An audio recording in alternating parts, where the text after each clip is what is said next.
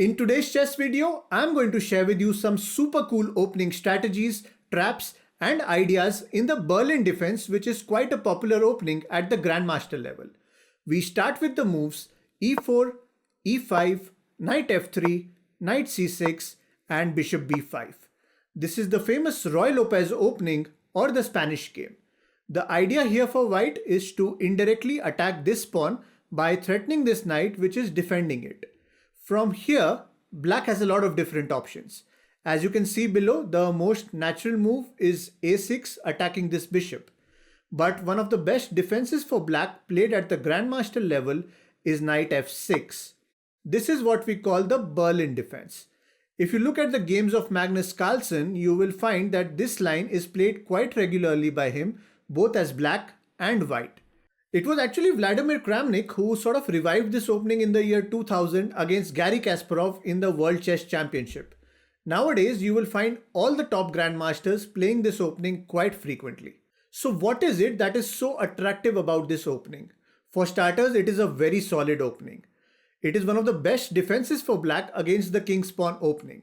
And if we talk about white, this opening gives him the option to decide how he wants to proceed. He can go for a sharp line to force a win, or he can opt for a drawish kind of a game by exchanging queens quite early. So white can play his moves accordingly.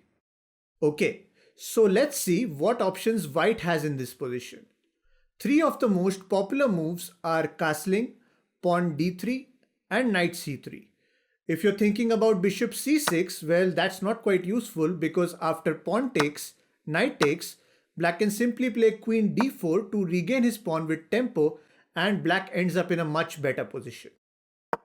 Going back, moves like knight c3 and pawn d3 look quite natural because you defend this pawn from being captured by this knight. If you go for knight c3, you transpose into the four knights game, which has a lot of different variations where both sides slowly activate their pieces and launch a systematic attack. This is something we can cover in a separate video. Anyway, in this video, the two main lines I want to focus on start with either pawn to d3 or the short castle. These are the two most popular moves and cover more than 80% of the games played at the top level.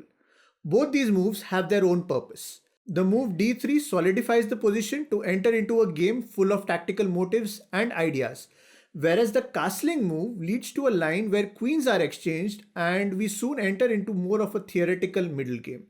Let's first see what happens when white castles. This pawn is undefended, so black takes. Now there is a sneaky little trap here.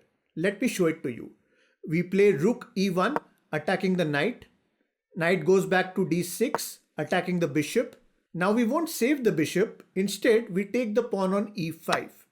If black tries to be greedy and takes your bishop, then knight takes on c6. It's a discovered check to the king and this black queen is gone.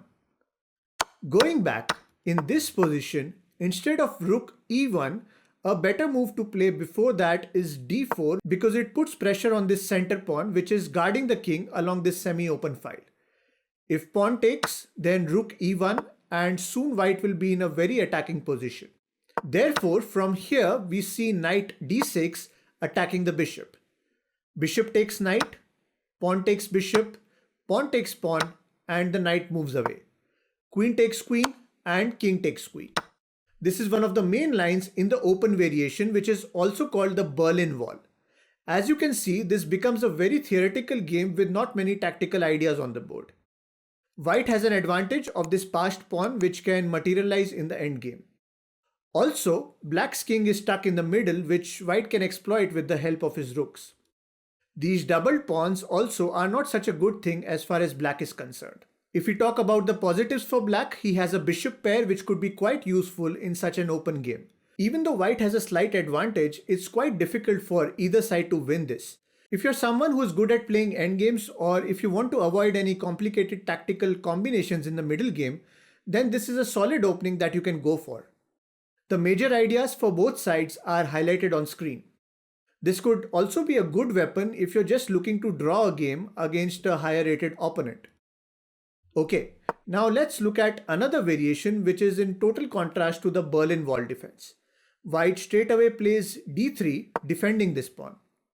Black can also play d6, but then this bishop is trapped inside, so the logical move is to take out this bishop first. c5 looks a good square for the bishop, eyeing down the king side. From here, you could have a few different lines. One of them could be pawn to c3, preparing to push d4. Then black castles, white castles, and then finally black plays d6, supporting the center. This is like your normal setup of the Ruy Lopez with a lot of tactical possibilities. Going back, another interesting line from this position could be bishop takes on c6, d takes on c6, and here comes a trap for black. If white is not careful and he takes this pawn, then after queen d4, black is threatening a checkmate and also attacking this knight. Ultimately, white is down a full piece, which is completely winning for black. Anyway, instead of taking the pawn, white should continue with normal development moves, and again, we have a regular setup of the king's pawn game where both sides can slowly build up an attack and force a result. Like all openings, the Berlin defense also favors white a little, but still black has ample opportunities to equalize and even win the game. Okay, so it's puzzle time, but before that, I'd like to remind you about our Saturday night members tournaments.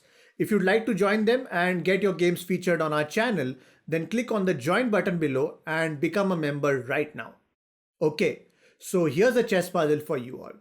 It is white's turn and you need to find the best move continuation for white.